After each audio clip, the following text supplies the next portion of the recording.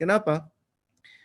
Dunia yang kawan-kawan hadapi itu saat ini kita sekarang ada di era pandemi, hampir-hampir nggak ada orang yang menebak bakal terjadi seperti ini. Ini udah sebuah keniscayaan dan apapun yang terjadi setelah pandemi ini nobody knows, wallahu alam. Tapi yang pasti gini, apakah pandemi ini mengubah? Bukan mengubah, tapi mempercepat perubahan. Saya ulangi, pandemi ini tidak mengubah ya, tapi dia mempercepat perubahan. Dari tadinya konsep mengenai universitas tentang pendidikan itu adalah gedung bernama sekolah, bernama universitas. Konsep ini akan terdisrupsi. Apakah kita siap atau enggak? Enggak tahu. Ya, bahkan mohon maaf ya, saya harus mengatakan ini, Dokter Yanuar. Ya, bahkan dalam profesi dokter sendiri pun itu bisa jadi akan terdisrupsi. Cara pandang tentang dokter, perawat, dan seterusnya tidak akan lagi sama. Bentuknya seperti apa saya nggak tahu. Ya kita tahu bahwa sekarang di samping level of unemployment yang tinggi, ada juga educated unemployment. Sudah punya gelar, master bahkan doktor. Saya belum lama ini ngobrol sama satu dokter yang lagi sibuk nyari kerja. Doktor cari kerja. Ya, dan salahkah dokternya? Enggak. Tapi ya memang dengan kita mempunyai degree dari kampus, itu bukan berarti segala hal baik yang kita harapkan terjadi dalam hidup kita otomatis terjadi. Ya, nggak sama antara gelar pendidikan dengan fame, fortune, ya, semuanya enggak. Ya, dan bahkan di industri yang kawan-kawan sedang geluti sekarang, apakah kita masih perlu pergi ke dokter umum untuk dapat resep? Ya mungkin ya, tapi dalam waktu tidak terlalu lama karena pandemi ini, inisiatif-inisiatif seperti Medicpot yang sudah terjadi di Kanada ini akan semakin laku. Bentuknya kayak gimana sih? Oh dia kayak pot aja dan dia tidak dikendalikan oleh manusia tapi oleh robot.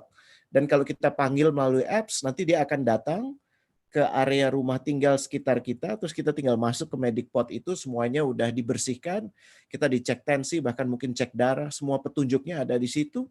Ya, habis itu kalau kita perlu ketemu dokter, ya langsung dengan dokter spesialisnya, nggak misalnya ini inisiatif dari Kanada, apakah hanya mengandalkan dokter Kanada? Enggak, mungkin dokternya dari India, ya mungkin dokternya dari Indonesia, jadi borderless.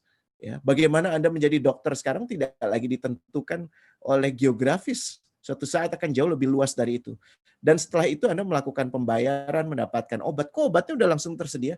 Karena sudah ada machine learning, artificial intelligence yang bisa memastikan dalam tahun seperti ini, bulan seperti ini, stok yang dibutuhkan untuk obat-obat tertentu itu lebih banyak seperti apa.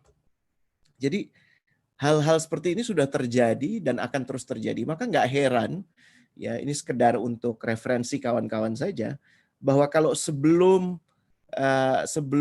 bubble ya bahasanya bubble.com dulu tahun 2004, nggak tahu udah lahir atau belum ini ya, perusahaan-perusahaan yang market kapitalisasinya paling besar di dunia itu beragam, tapi saat ini ya yang warnanya oranye itu adalah perusahaan teknologi. Tapi perusahaan teknologi yang seperti apa? Apakah yang namanya Apple itu perusahaan teknologi? Ya, tapi bukankah karena Apple kita mempunyai cara untuk mendengarkan musik dengan cara berbeda? Kita nggak lagi butuh, kalau zaman Dokter Yanuar dulu mungkin masih pakai piringan hitam ya dok ya. Ya atau mungkin pakai kaset kali ya. Anda udah nggak kenal. Bahkan sekarang itu kita nggak butuh tahu mau denger lagu apa. Kenapa? Karena kalau kita udah punya kompilasi lagu, yang namanya AI-nya, si Siri-nya tuh udah tahu Anda akan suka Raisa. Kenapa? Karena Anda terdata suka sama Isyana. Gitu kan. Terus Anda bilang, enggak, aku nggak suka. Pas dengerin, iya gue suka. Ya, predictability manusia tuh bisa terbaca bagi mereka yang menguasai data. Dan kawan-kawan perhatikan di sini, ya perusahaan-perusahaan yang ada di sini adalah perusahaan-perusahaan teknologi yang mempunyai aktivitas lain yang masuk di segenap aspek kehidupan manusia. Alphabet itu adalah induk perusahaan Google. Mereka sekarang bahkan mempunyai inisiatif di dunia life science, dunia yang sama, ada irisannya dengan kawan-kawan.